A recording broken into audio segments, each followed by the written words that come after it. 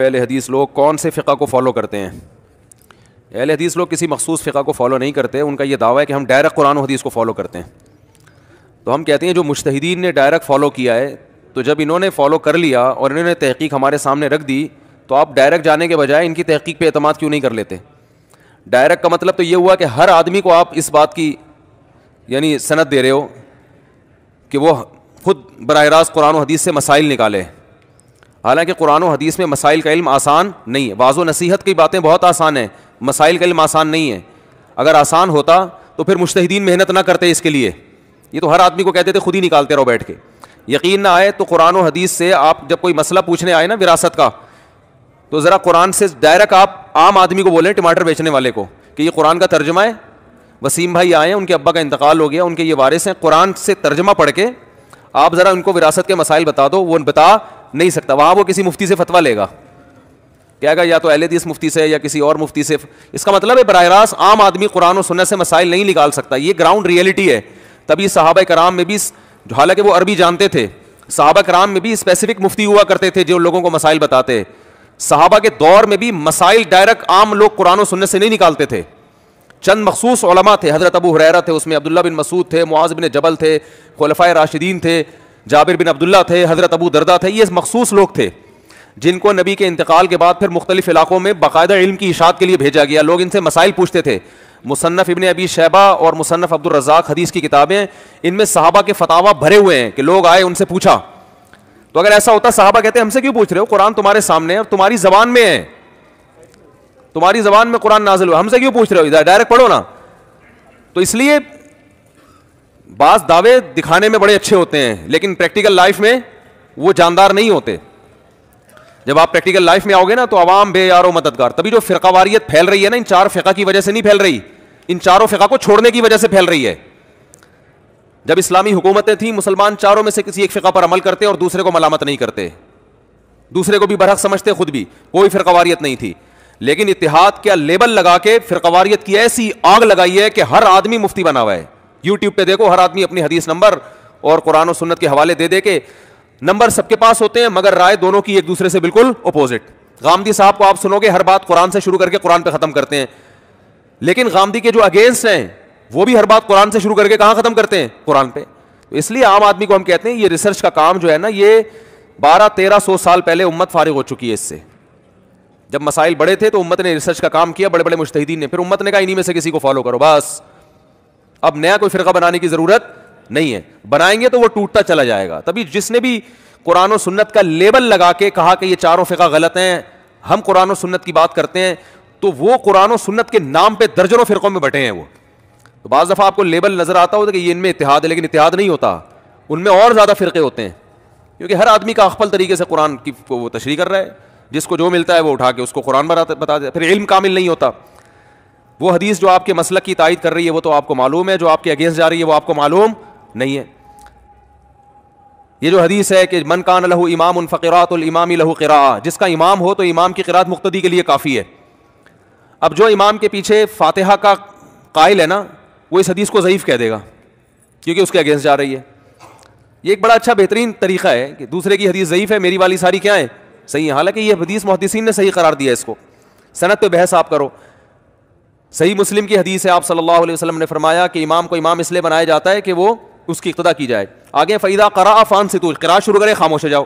اب آپ کو یہ والی حدیث نظر نہیں آئے گی, آپ لوگوں کے سامنے ایک دوسری حدیث لے کر آئیں گے, لا صلاۃ الا بفاتحۃ الکتاب, جو سورہ فاتحہ نہیں پڑھتا نماز نہیں ہوتی. تو دیکھو تم فاتحہ نہیں پڑھتے, امام کے پیچھے خاموش رہے تو تمہاری نماز نہیں ہوگی. تو یہ ہوتا ہے کہ جب عوام کے ہاتھ میں لگام دے دی جائے نا, جیسے میڈیکل سائنس, اگر عوام کو کہا جائے کہ آپ خود کتابیں پڑھ کے علاج کرو, تو لوگوں کی صحتیں جو واٹ لگے گی نا, لیبل آپ اچھا لگاؤ کہ میں ڈاکٹروں کا اندھا مقلد نہیں ہوں, میں میڈیکل سائنس, میں گوگل پہ خود ریسرچ کر کے کورونا کا علاج میں نے نکالا ہے, تو مانیں گے لوگ آپ کی بات.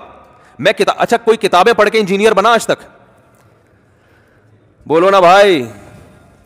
کوئی کہے کہ میں یونیورسٹی میں اپنے پروفیسر کی تقلید نہیں کروں گا, میں کتابیں خود پڑھ کے انجینئر بنوں گا, کوئی دنیا میں کوئی حکومت اس کو انجینئر ماننے کے لیے تیار نہیں ہوگی, کہے گی یہ پاگل ہیں جو یونیورسٹیاں بنی ہوئی ہیں.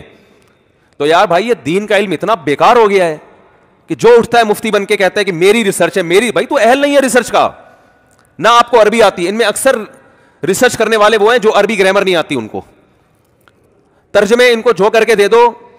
ان میں بڑے بڑے پروفیسر بھی ہیں, بڑے بڑے انجینئر بھی ہیں, بڑے بڑے ڈاکٹر بھی ہیں, ان کو ترجمہ نہیں کرنا آتا. تبھی میں بہت سے لوگوں سے کہتا ہوں سامنے بٹھاؤ تو میں بتاؤں گا. یہ بہت سے لوگ فائل مفعول کا نہیں پتا, سبجیکٹ آبجیکٹ کا نہیں پتا, ان کو یہ نہیں پتا کہ یہ با متعدی ہے یا یہ با الصاق کے لیے ہے. اوتر بواحدۃ جو حدیث میں آتا ہے ایک رکعت وتر پڑھو, یہ پڑھو کا ترجمہ تو آپ نے کیا ہے نا, ایک رکعت وتر پڑھو. اوتر کا معنی ایک وتر پڑھنا نہیں ہے یہاں پر, اوتر کا معنی ہے جفت کو طاق بنا دینا, ایون کو آڈ بنا دینا. سمجھ میں آ رہی ہے بات؟ تو حدیث کے الفاظ کیا ہیں؟ ایک رکعت کے ذریعے ایون کو آڈ بنا دو. وتر جب 2 رکعت آپ پڑھو گے نا تو ایک رکعت کے ذریعے جو 2 تھیں وہ کیا بن گئی؟ ایون تھی, آڈ بن گئی نا. نہیں آ رہا سمجھ میں؟ تو یہ تو ترجمہ آپ کر رہے ہو کہ ایک رکعت وتر پڑھو, اور لوگوں کو آپ نے ساری دنیا کو کہ دیکھو امام حنیفہ کا فتویٰ قرآن و حدیث کے خلاف ہے کہ حدیث میں آتا ہے ایک رکعت وتر پڑھو, اور تمہیں ترجمہ تک نہیں آتا. یہ ترجمہ تو تم نے کیا کہ ایک رکعت وتر پڑھو. لیکن عوام آج کل متاثر ہو رہی, بھائی حدیث کا حوالہ بھی دیا, حدیث کا نمبر بھی بتایا, سبحان اللہ. اور یہ جو حنفی شافی لوگ ہیں یہ تو اندھے مقلد ہیں. او بھائی یہ تقلید ابو حنیفہ کی کر رہے ہیں, اور آپ تقلید کر رہے ہو انجینئروں کی, پروفیسروں کی, اور 15ویں صدی کے. وہ بھی نہیں آ رہی بات سمجھ میں؟ تو تقلید آپ نے بھی کرنی ہے, ہم بھی کر رہے ہیں. ہم مجتہدین کی کرتے ہیں جو تابعین تبع تابعین کے تھے, جنہوں نے صحابہ تابعین کو دیکھا ہے. اور آپ آج کل کے 15ویں صدی میں پیدا ہونے والے فتنہ پرستوں کی تقلید کر رہے ہو, جن کا پتہ ہی نہیں ہے کہ یہ خواہش نفس کی بنیاد پہ مسئلہ بتا رہے ہیں یا اپنے ویورز بڑھانے کے لیے کر رہے ہیں. دیکھو ہمیشہ یاد رکھو, لوگ یہ بات کرتے ہیں کہ ہم جو ہے نا دکانیں بند کر رہے ہیں مولویوں کی اور 2 نمبر لوگوں کی.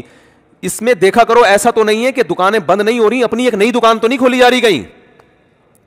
تو بعض دفعہ دوسروں کا چورن بند اس لیے کرایا جاتا ہے تاکہ اپنا چورن زیادہ بکے. تو لیبل یہ لگایا جاتا ہے ہم دوسروں کا چورن بند کر رہے ہیں, مقصد ہوتا ہے اپنا چورن مارکیٹ میں لا رہے ہیں. تبھی ایسے لوگ کبھی علماء کے سامنے بیٹھنے کے لیے تیار نہیں ہوتے. ان کو پتا ہے کہ ان کی جو فالٹ ہے نا وہ 2 منٹ میں پکڑے جائیں گے. ان کو پتا ہوتا ہے کہ بھائی یہ سامنے بیٹھے تو یہ 2 اور 4 کی طرح بتا دیں گے, آپ ان تلوں میں تیل نہیں ہے. یہ صرف زبانی باتیں, دعوے کرتے ہیں چیلنج اور میں یوں اور میں یوں, اور ایسے چیلنج کر کے اس کو پی جاتے ہیں. پھر جب چیلنج کا جواب دو تو پی گئے, جواب ہی نہیں ہے. تو اس لیے بھائی جو امت 4 فقہ پہ چلی آ رہی ہے نا, ہماری رائے ہے کہ انہی میں سے ایک کو فالو کرو, بس اسی میں امت کی خیر ہے. بھائی 1200 سال امت نے اس میں نکال لیے, 1200 سال. تو اب تو قیامت ویسے ہی قریب ہے, تو اب کیا آپ نیا کام کوئی کر رہے ہیں؟ اور میں کہتا ہوں اگر آپ نے ان 4 کو فالو نہیں کرنا تو 5واں پھر فقہ تو نکالو نا, کوئی سلیبس تو متعین کرو پھر. او بھائی جب وضو کے مسائل سے لے کے نکاح کے مسائل ہیں, تجارت کے مسائل ہیں, طلاق کے مسائل ہیں, وراثت کے مسائل ہیں, جیسے 4 فقہ میں تو ہمیں ملتے ہیں, تو آپ کوئی نصاب تو بناؤ نا جو اپنے مدرسوں میں پڑھاؤ, پھر کوئی سلیبس تو ہو.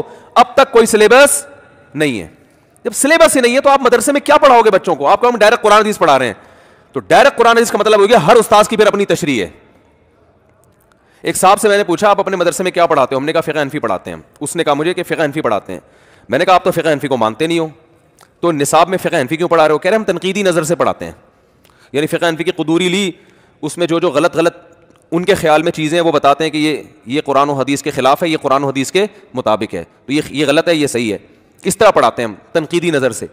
میں نے کہا دنیا میں کسی یونیورسٹی میں آج تک کوئی ایسا نصاب نہیں بنا کہ جس نصاب کو آپ غلط کہہ رہے ہو اور تنقیدی نظر سے ہی شروع کرا دو اس کو.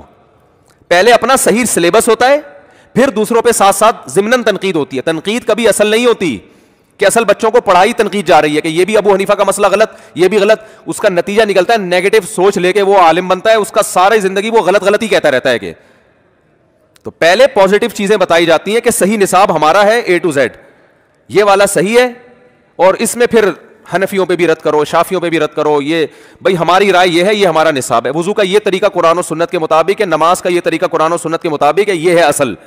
باقی امام حنیفہ نے اس میں یہ فالٹ کیا, معاذ اللہ, اب امام شافی نے یہ غلطی کی. یوں ہونا چاہیے. آپ نے کیا کیا, جس کو غلط کہتے ہو وہی سلیبس ہے, اور اس کو پھر تنقیدی نظر سے پڑھا کے, تو یہ تو دنیا میں کہیں بھی نہیں ہوتا. تو میں نے کہا مجھے ایسا لگتا ہے کہ آپ اب تک نصاب بنا ہی نہیں سکے ہیں. وجہ اس کی یہ ہے کہ اب اتنے فرقے آپ لوگوں میں بن گئے ہیں کہ اب سلیبس بن سکتا ہی نہیں ہے. ایک کتاب ایسی ہوگی نہیں جس پہ 4 علماء بھی جمع ہو جائیں. ہر آدمی کہے گا قرآن و حدیث کے مطابق میری تحقیق یہ نہیں ہے, تم نے یہ کیوں لکھا. دوسرا کہے گا نہیں یہ ہے, یہ رفع الیدین کا مسئلہ لے لو. اگر وہ کتاب لکھی جائے کہ نماز میں رفع الیدین کرنا چاہیے, شافی مسلک میں لکھا ہے کہ سنت عمل ہے, ساری شافیوں کی کتابوں میں سنت ہے, چھوڑ دو کوئی گناہ نہیں ہے.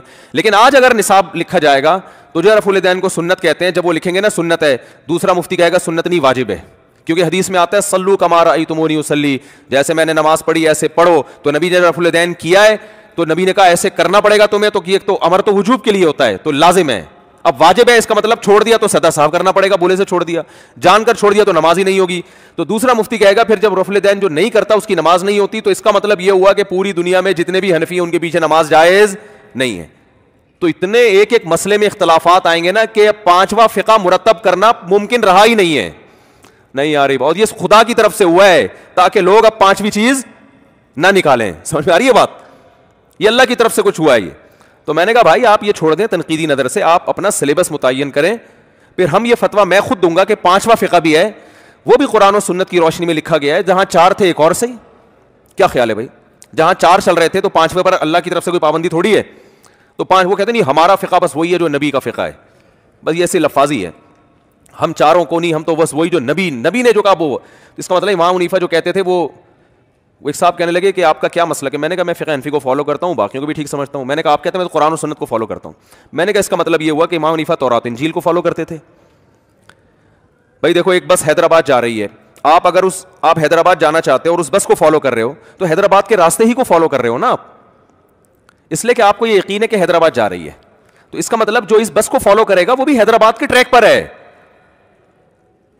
وہ مجھے کہنے لگے کہ امام ابو حنیفہ قرآن و حدیث کو فالو کرتے تھے کہ نہیں کرتے تھے. میں نے کہا ہاں.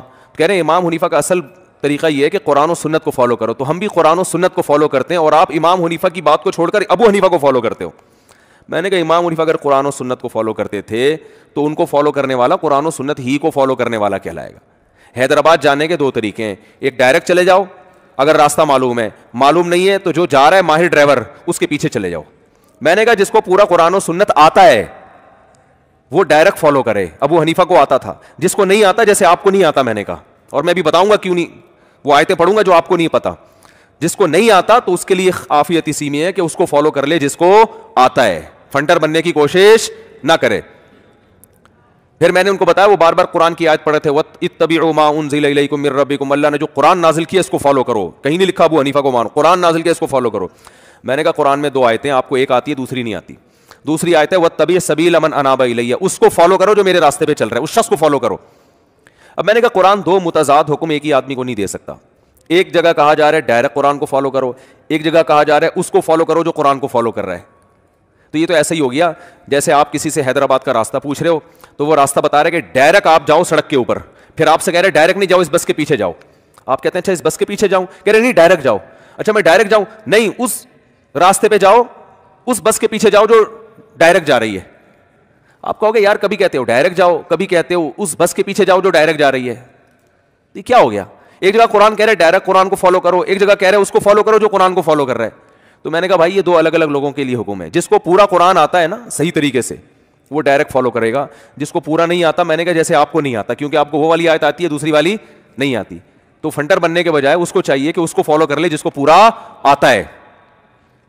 میں نے کہا امام کو پورا آتا تھا, کہنے لگے پورا آتا تھا تو امام صاحب تو کہتے ہیں مائیں اپنے بچوں کو 2.5 سال دودھ پلائیں, جبکہ بخاری مسلم میں 2 سال پلائیں, اور قرآن میں آتا ہے کہ والوالدات یرضعن اولادہن حولین کاملین, مائیں اپنے بچوں کو 2 سال دودھ پلائیں گی.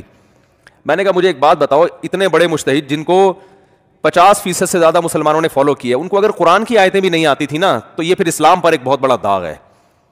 گورا کہے گا کہ تمہاری تو آدھی دنیا ایسے لوگوں کو فالو کر رہی ہے جن کو قرآن کی آیتیں 15ویں صدی میں ایک عام آدمی کو آتی تھی, انجینئر کو آتی تھی, پروفیسر کو آتی تھی, لیکن امام حنیفہ کو نہیں آتی تھی. میں نے کہا تو اسلام پہ الزام ہے کہ ایسے لوگوں کو فالو کرتے آ رہے ہو.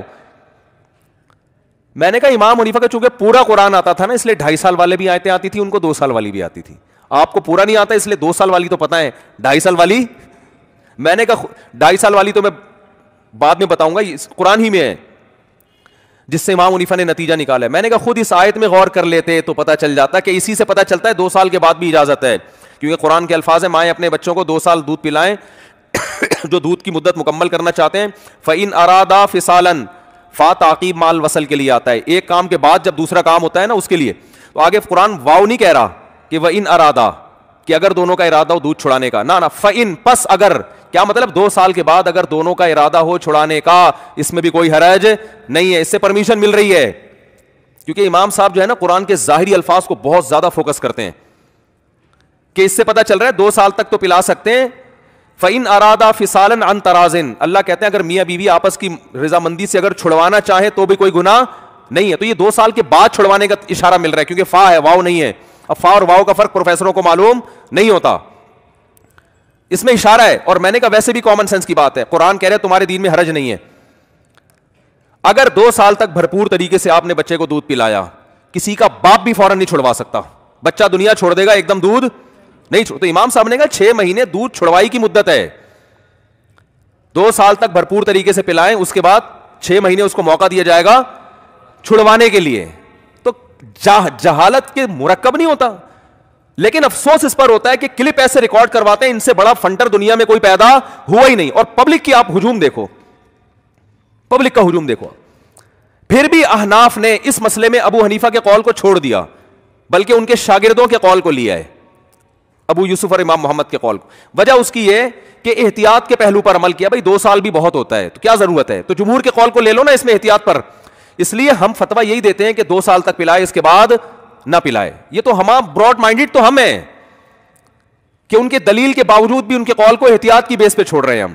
اور آپ اتنے تنگ نظر ہو, آپ کو کخ بھی نہیں پتا, فتوے ایسے لگا رہے ہو جیسے آپ ہی ہیں جو لوگوں کو اسلام سکھائیں گے. آپ کے علاوہ دنیا میں اسلام کسی نے سمجھا ہے ہی نہیں. بہت مشکل ہے بات سمجھانا, بہت مشکل ہے. تو اس لیے ان دلوں میں تیل نہیں ہے جو آج کل قرآن و سنت کے نام پہ ہر آدمی نے اپنی دکان کھولی ہوئی ہے نا. تو یہ دوسروں کی دکانیں بند کرانے کی جو باتیں ہیں, یہ اصل میں اپنی نئی دکان جب تک چلتی نہیں ہے مارکیٹ میں, جب تک دوسرے کی بند نہیں ہوتی. تو ان کا مقصد بند کرانا نہیں ہے, نیا چورن مارکیٹ میں لانچ کرنا ہے. تو چورن چٹنیوں کا بزنس پورا چل رہا ہے حساب کتاب. پھنکیاں ہیں اور چورن ہیں اور چٹنیاں ہیں, پتہ نہیں کیا کیا ہے. یہ ورڈنگ جو ہے نا, ورڈنگ پھنکیاں چورن, یہ ویسے ہی علماء پہ سوٹ نہیں کرتی. یہ تو ویسے ہی علماء کا لب و لہجہ نہیں ہوتا پھنکی. میں تو اس لیے کہ ریپیٹ کر رہا ہوں کہ چل رہا ہے نا مارکیٹ میں. تو ویسے بھی علمی مسائل میں تو مجتہدین کو آپ دیکھو کتنا اختلاف کرتے ہیں ایک دوسرے سے, مگر پھر بھی رحمہ اللہ. حضرت معاویہ 1 رکعت وتر پڑھتے تھے, 1 رکعت. اور حضرت عبداللہ بن عباس کو بتایا گیا کہ معاویہ تو 1 رکعت وتر پڑھتے ہیں. آپ نے فرمایا دعہ فإنہ فقیہ, ان کو چھوڑ دو اپنے حال پہ, وہ خود مجتہد ہیں. اس سے پتہ چلتا ہے کہ عبداللہ بن عباس کی یہ رائے نہیں تھی, لیکن کوئی مناظرہ نہیں کیا. انہوں نے کہا ان کی یہ رائے ہے, چھوڑ دو, وہ بھی ایک پڑھے لکھے ہیں, وہ ہمارے مقلد نہیں ہیں. اور آج آپ دیکھو جو 1 رکعت پڑھتا ہے وہ 3 والوں کو سمجھتا ہے کہ یہ تو قرآن و حدیث کے منکر ہیں, جو 3 پڑھتا ہے وہ 1 والوں کو سمجھتا ہے. تو یہ صاحب جو حساب چل رہا ہے نا, یہ اسی وجہ سے چل رہا ہے کہ آپ جو ایک ہمارا فقہ مرتب ہو چکا تھا, امت اس کو باقاعدہ حکومتیں چلی ہیں اس پہ صدیوں. جب یہ فقہ مرتب ہوئے نا تو پوری دنیا میں اسلامی حکومت جہاں بھی قائم ہوئی ہے, کسی ایک فقہ کو باقاعدہ عدالت میں لا بنا. آج تک سعودی عرب میں فقہ حنبلی ہے, آج تک, کیونکہ ان کو پتا ہے اگر فقہ حنبلی کو نکال دیا اور ڈائریکٹ قرآن و سنت کا بول دیا دعویٰ تو بڑا اچھا ہوگا, لیکن ججز جو ایسی کی تیسی کریں گے نا, ایک جج فتویٰ دے گا 3 طلاقیں 1 ہوتی ہیں, دوسرا کہے گا 3 ہوتی ہیں, چوتھا کہے گا 3 1 بھی نہیں ہوتی, کیونکہ شیعہ کا مذہب ہے کہ 1 بھی نہیں ہوتی. وہ کہیں سے نکال لے گا اس, وہ کہے گا چونکہ حالت حیض میں 3 طلاقیں دی لہٰذا 1 بھی نہیں ہوئی. دوسرا کہے گا حالت طہر میں دی ہیں لیکن ہم بستری کر لی تھی تو یہ ناجائز طلاقیں, ناجائز 1 بھی نہیں ہوتی لہٰذا 1 بھی نہیں ہوگی. اہل حدیث کے طلاق کے معاملے میں اتنے اقوال ہیں نا کہ آپ کی سوچ ہوگی.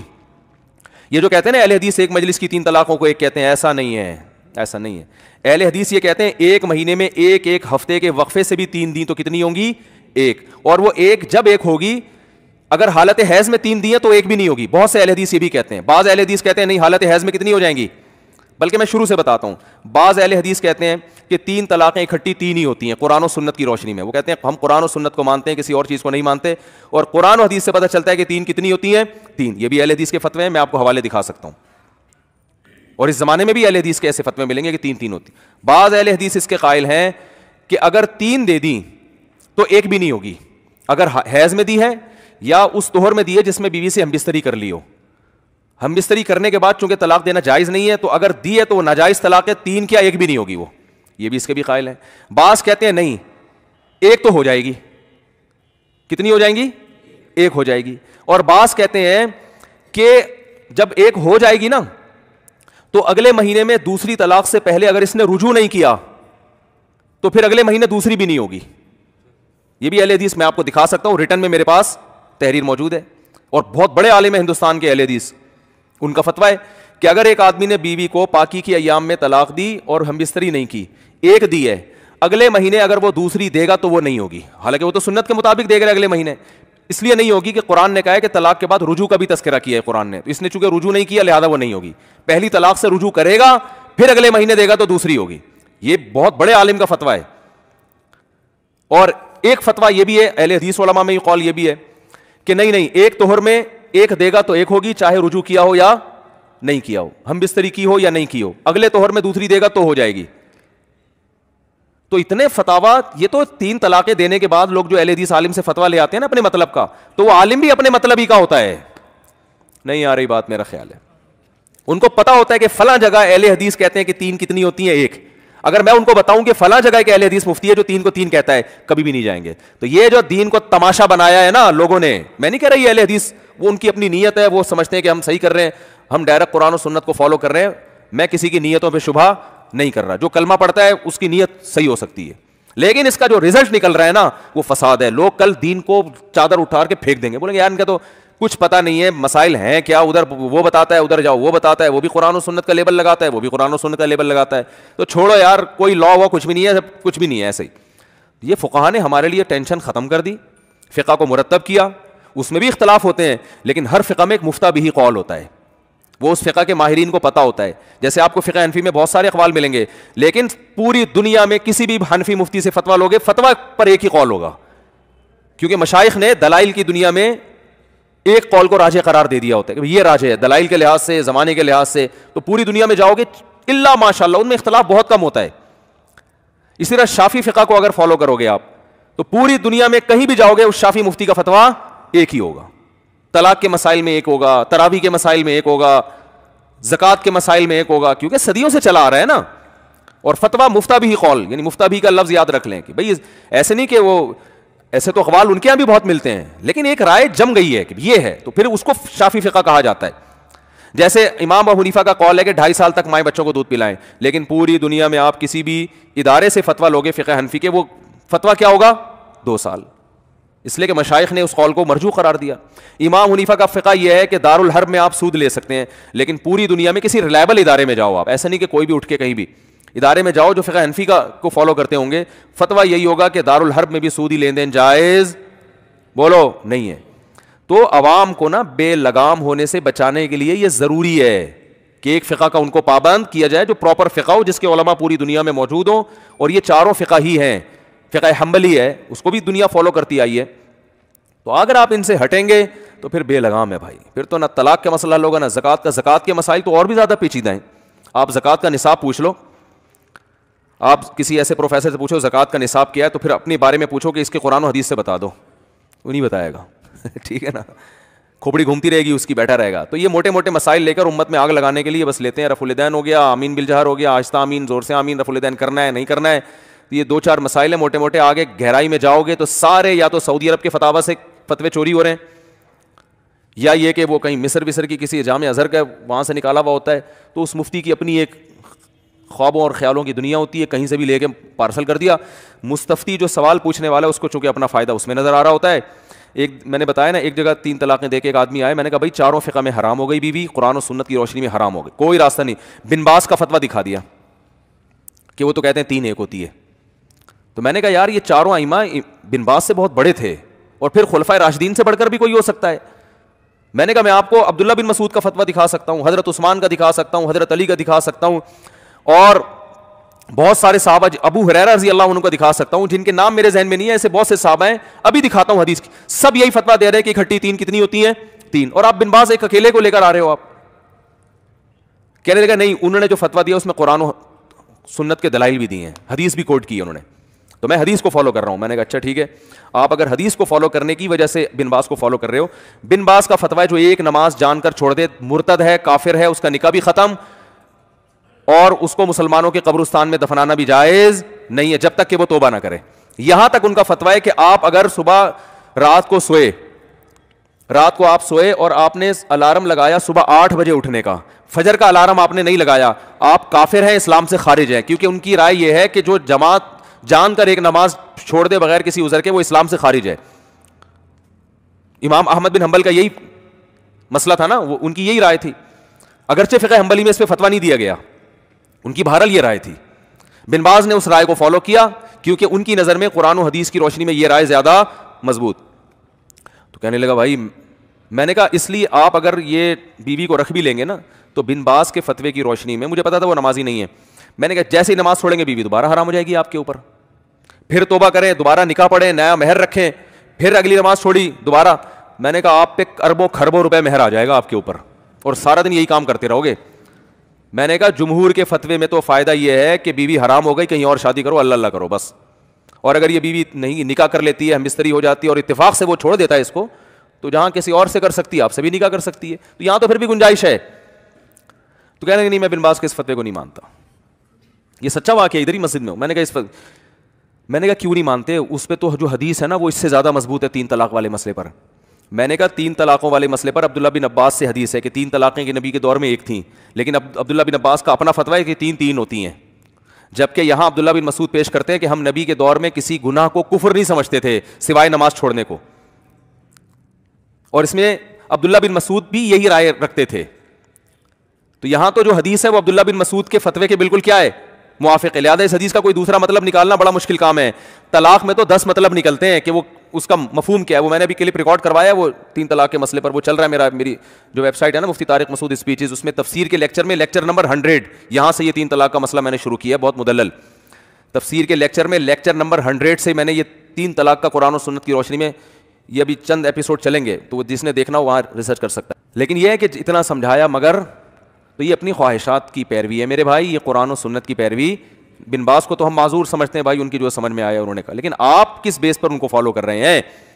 مجھے ایک دن وہ کہنے لگے کہ امام احمد بن حنبل کو نہیں فالو کرتے تھے بن باز, حالانکہ کرتے تھے, وہ حنبلی تھے, چند مسائل میں انہوں نے اختلاف کیا. انہوں نے تو خود ان کی تحریر ہے کہ مذہبی فی الفقہ مذہب احمد بن حنبل.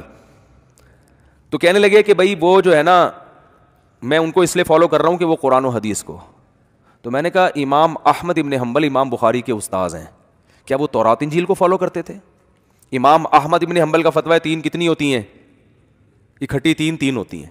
میں نے کہا عجیب بات ہے, بن باز تو قرآن و حدیث کو فالو کر رہے ہیں, اور احمد بن حنبل جو امام شافعی کے شاگرد اور امام بخاری کے استاذ صدیوں پہلے کے, جنہوں نے تابعین تبع تابعین کے دور جو دیکھ رہے ہیں, وہ کسی اور چیز کو فالو کر رہے ہیں. تو یہ سب میں اس لیے بار بار عرض کر رہا ہوں, یہ ظاہری دعوے ہیں, لیکن جب آپ ان کی گہرائی میں جاؤ گے تو امت میں پھوٹ کے علاوہ کچھ بھی حاصل نہیں ہو رہا. کافی ہے میرا خیال ہے, میرا گلا بہت زیادہ بیٹھ گیا ہے, یہ پھر بعد میں مسائل ہیں. اور پتلی پتلی گلیوں سے نکلیں, آپ لوگ مسافہ نہ کریں, مجھے بھی پتلی گلی سے نکلنے دیں. جس نے قال اللہ و قال رسول کے حصار میں محصور ہو کر مذہب کا تحفظ کیا, اور اس قول میں ہرگز کوئی مبالغہ نہیں ہے کہ دیوبند ایک درسگاہ و دارالعلوم ہی نہیں, ایک عظیم تحریک ہے جس نے اس دور میں دین و مذہب کی حفاظت کا مؤثر رول ادا کیا, اور جس سے متعدد علمی و عملی سوتے پھوٹے.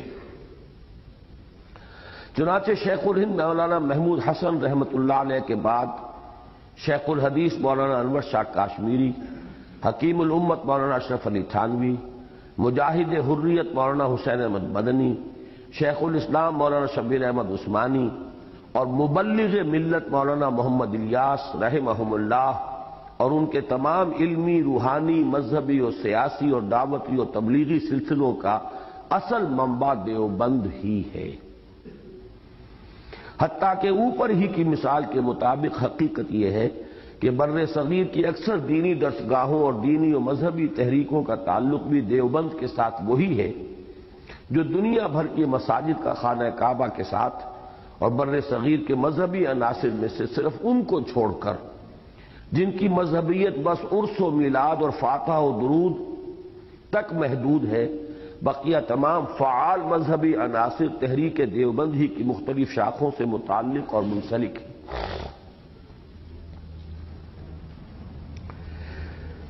ویسے اس میں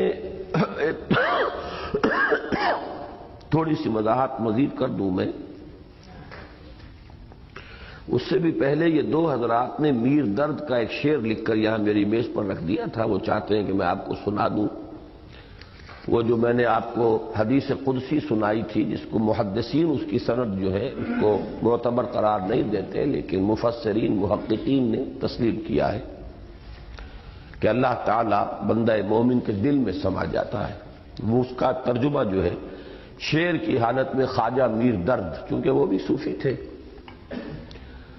ارض و سما کہاں تیری وسعت کو پا سکے, میرا ہی دل ہے وہ کہ جہاں تو سما سکے. یہ اسی کی ترجمانی ہے. میں یہاں یہ عرض کرنا چاہ رہا تھا کہ اہل حدیث تحریک جو ہے وہ بھی ایک زمانے میں بہت زوردار تحریک کی حیثیت سے رد بدعات، مشرکانہ اوہام ان کی نفی کے لیے اٹھی تھی، لیکن بدقسمتی سے بہت جلد یہ تحریک صرف چند شعائر کے اوپر اپنے آپ کو محدود کر کے اور انتہائی تنگ نظر فرقے کی صورت اختیار کر گئی۔ اس وقت بدترین فرقہ پرستی جو ہے وہ اس حلقے میں، ساری بحث رفع یدین سے، آمین بالجہر سے، اللہ اللہ خیر صلی اللہ، اور دو چار ایسے ہی مسائل ہیں، باقی اور چیزوں کے ساتھ کوئی بحث نہیں، کوئی دلچسپی نہیں۔ وہ تو اٹھے تھے اصل میں بدعات کا ابطال کرنے، رسومات کی نفی کرنے، مشرکانہ اوہام کا سد باب کرنے۔ یہ چند مسائل جو ہیں مسلک کے مسائل ہیں، اب سارا زور جو ہے انہی کے اوپر صرف ہوتا ہے لے دے کر، اور یہ جو ہے اس وقت میں اپنے دلی احساسات کی ترجمانی کر رہا ہوں کہ فرقہ پرستی جسے کہتے ہیں وہ جو ہے بدترین کیفیت جو ہے وہ اس جماعت کے اندر آ چکی ہے۔ کہلاتی جماعت ہے، جماعت نہیں ہے، فرقہ، بہت سخت فرقہ بن چکا۔ باقی جو حنفی ہیں